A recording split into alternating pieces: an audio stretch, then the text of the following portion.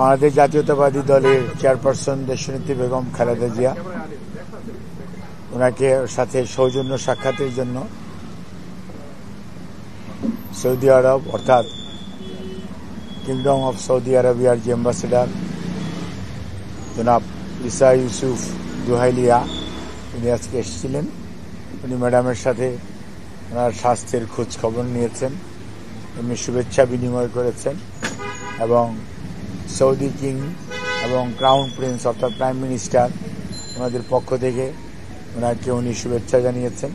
ম্যাডামও প্রতি উত্তরে ওনার পক্ষ থেকে তাদেরকে সালাম এবং শুভেচ্ছা পৌঁছে দেওয়ার জন্য মাননীয় রাষ্ট্রদূতকে অনুরোধ করেছেন এবং রাষ্ট্রদূত ম্যাডামের শারীরিক বিষয়, ওনার শারীরিক সুস্থতা এবং ওনার চিকিৎসার ব্যাপারে খোঁজখবর নিয়েছেন, কবে নাগাদ যাবেন সেটাও, এবং ওনাকে সৌদি আরবে যাওয়ার সময় অথবা আসার সময় চিকিৎসা করে উমরা করার জন্য ওনাকে আমন্ত্রণ জানিয়েছেন। ধন্যবাদ।